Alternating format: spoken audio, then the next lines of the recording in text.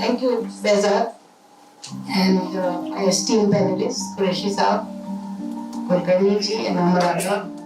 I think it's important to remember and also to think about people we have met and seen in our life who have deeply impacted you and whose writings have led so many people to take a kind of mission to change the world.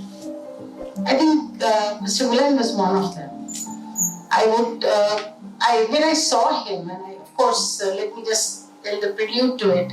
We'd gone for a parallel event that happens every year by the intellectuals, writers in New York, where along with UNGA.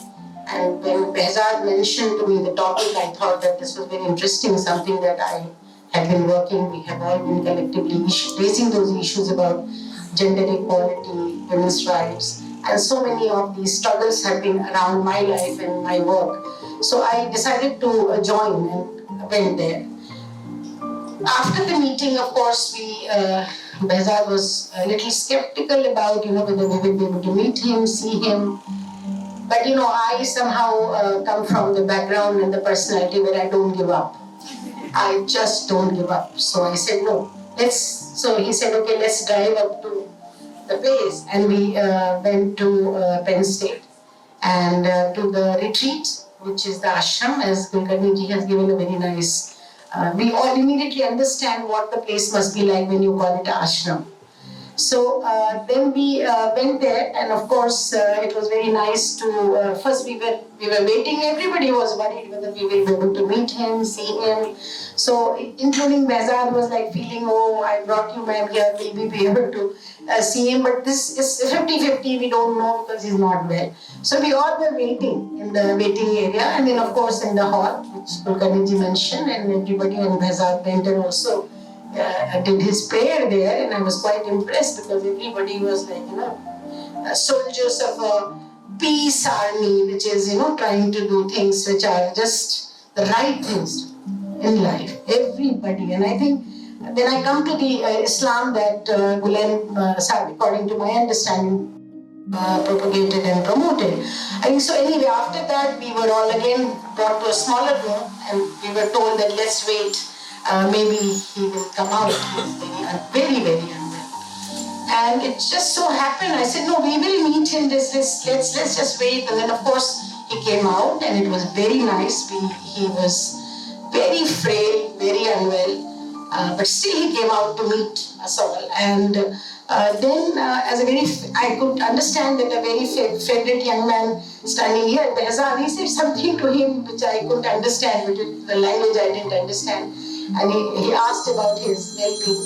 And then, of course, a little bit of interaction that we could hear, and then we came out. But that little moment, freezes in history in your mind.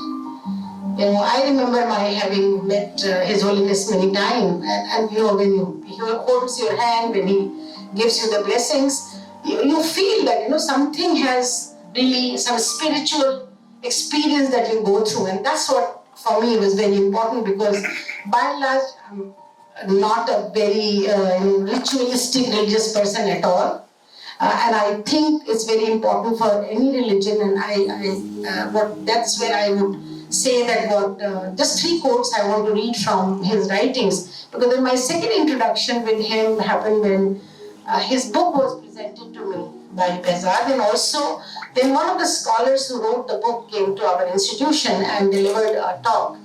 And then also the second part of what I'm going to tell you is my real experience of visiting these dedicated Hizmet people who really are driven by the idea of Mr. Gulen, and also how they've taken it as a life's, the most important part of their own life's journey. And that level of influence that a leader can have on people is extremely important to understand. Now, peace is the natural state of humanity. This was his belief. It can only be achieved through mutual understanding, respect, and dialogue. True peace starts within the individual and radiates outward to encompass society as a whole. Now, for us in India, this message And especially these days, extremely important. We have to really understand how much we understand peace really within us and how much we are willing to sacrifice and do everything to achieve that peace. It's extremely important. And the second thing which really deeply impressed me after reading his writings and everything is about his belief in gender equality.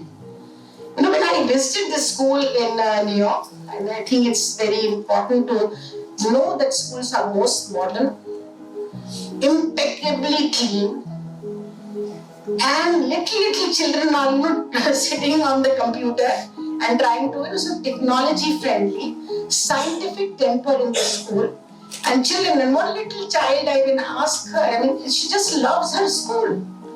You know, children were just so much involved in whichever classroom I was taken to. And all of a sudden we'll go and we'll say, excuse us, and we are just badging into your class. So this is the thing, that creating scientific temper through education. I think this is something we have to understand in India much more these days. Everything is fine. Your personal belief could be anything. But keep it your personal belief. As a society, as people, as a nation, we have to really follow these principles of education that Mr. Gulen, he talks about. Education is a lifelong process through which humanity is elevated and equipped with the tools to contribute positively to society. That's the essence of education. Through proper education, individuals learn to harmonize their knowledge and universal values and work towards the betterment of humanity. So the whole Hizmat movement and everybody, including Behzad, I've seen, they all were busy working, and their whole idea of life is to help humanity. The basic idea of life. And I think it has come from this whole idea of Sufism, which, looking at modern Islam, looking at the real Islam, that Mr. Gulen really was really living for and has motivated his own people to do. He viewed education as a means to cultivate ethical, knowledgeable, and socially responsible individuals. He advocated for a holistic approach to education, combining scientific knowledge with moral and spiritual development. This is important. Scientific understanding with your, all kinds of things that we are talking about in our country. We really are. Let's not lose our understanding of scientific temper.